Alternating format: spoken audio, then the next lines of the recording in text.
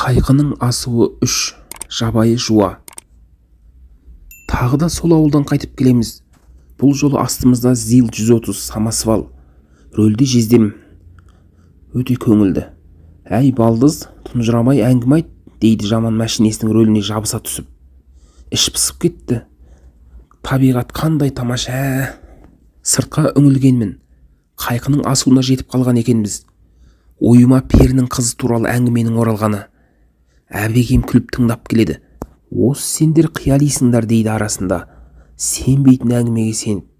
Әне, дедім бір кезде. Әне, дәл осы жерде перінің қызын көріпті.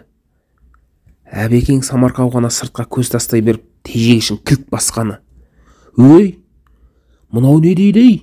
Шынымен де біреу тұр ғой. Жалмажан мен де қарағанмын.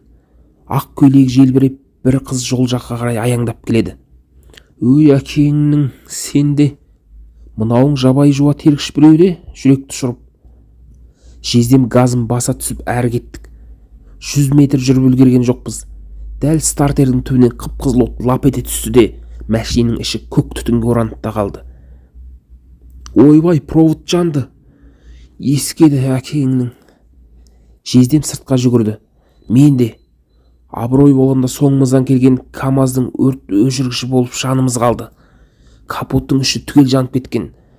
Мәшинесіне қарап тұрып Жездем басын қасып тұр. Әй бала, сен жұмысынан қалма, деді бір кезде. Мен мәшинені мынау сөгетіге апарып тастап соңынан келермін. Кете бер мына мәшинемен. Не дейін, КамАЗға мініп жатырмын. Енді қозғала бергенде Жездемнің жан даусы шықты. Әкесінің аузы.